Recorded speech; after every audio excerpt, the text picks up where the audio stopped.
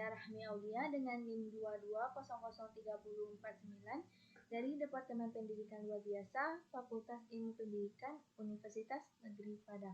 Nah, di sini saya akan membahas tentang pengertian dari manajemen pendidikan khusus, peristilahan manajemen pendidikan khusus, dan juga fungsi manajemen pendidikan khusus guna untuk memenuhi ujian tengah semester pada mata kuliah manajemen pendidikan khusus yang diampu oleh Bapak Setiabudi SKPNKET.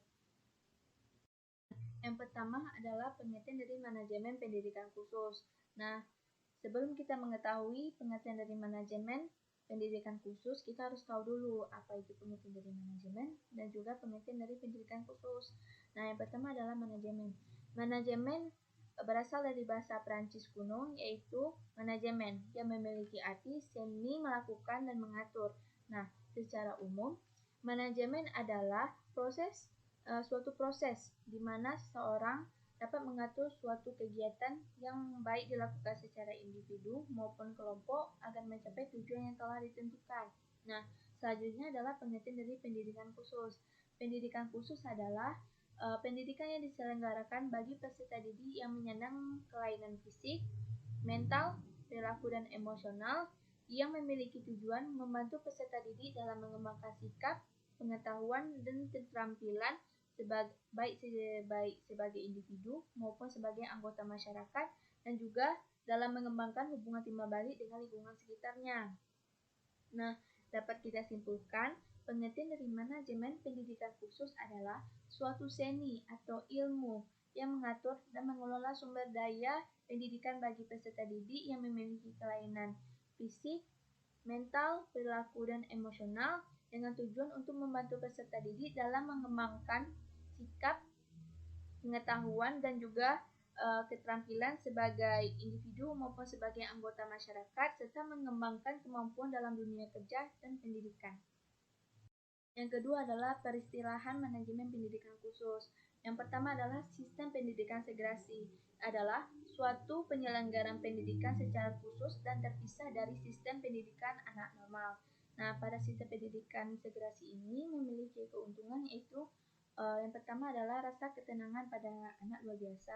Yang kedua adalah komunikasi yang mudah dan lancar. Dan juga pada sistem pendidikan segresi ini juga memiliki kelemahan. Yang pertama adalah sosialisasi yang terbatas. Yang kedua adalah penyelenggaraan pendidikan yang relatif mahal.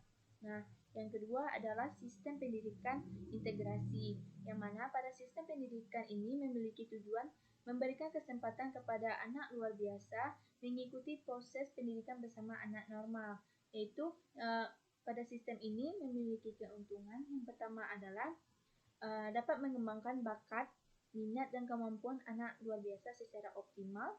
Dan yang kedua adalah anak luar biasa merasa diakui haknya dengan anak normal, terutama dalam mendapatkan pendidikan. Tiga adalah pendidikan inklusi. Nah, pendidikan inklusi adalah suatu sistem pendidikan yang meniadakan hambatan yang dapat menghalangi setiap siswa untuk berpartisipasi secara penuh dalam pendidikan. Dengan kata lain, pendidikan inklusi adalah suatu pelayanan pendidikan di mana anak berkebutuhan khusus dan anak normal dididik secara bersama agar dapat meningkatkan potensi yang dimilikinya. Tiga adalah fungsi manajemen pendidikan khusus. Nah, fungsi manajemen pendidikan khusus ini terbagi menjadi 4. Yang pertama adalah fungsi perencanaan, fungsi perorganisasian, fungsi pelaksanaan, dan juga fungsi pengawasan. Nah, yang pertama adalah fungsi perencanaan. Fungsi perencanaan, fungsi ini melibatkan analisis kebutuhan dan penyusunan program layanan khusus. Yang kedua adalah fungsi perorganisasian. Fungsi ini terkait dengan pembagian tugas untuk melaksanakan program layanan khusus. Yang ketiga adalah fungsi pelaksanaan. Fungsi ini melibatkan pengaturan dalam pelaksanaan layanan khusus. Yang keempat adalah fungsi pengawasan. Fungsi ini berfokus pada pemantauan program dan penilaian kinerja program layanan khusus di sekolah. Nah, sekian dari saya. Kalau ada salah dan janggal, saya mohon maaf. Saya akhiri dengan wabillahi taufiq wal hidayah. Assalamualaikum warahmatullahi wabarakatuh.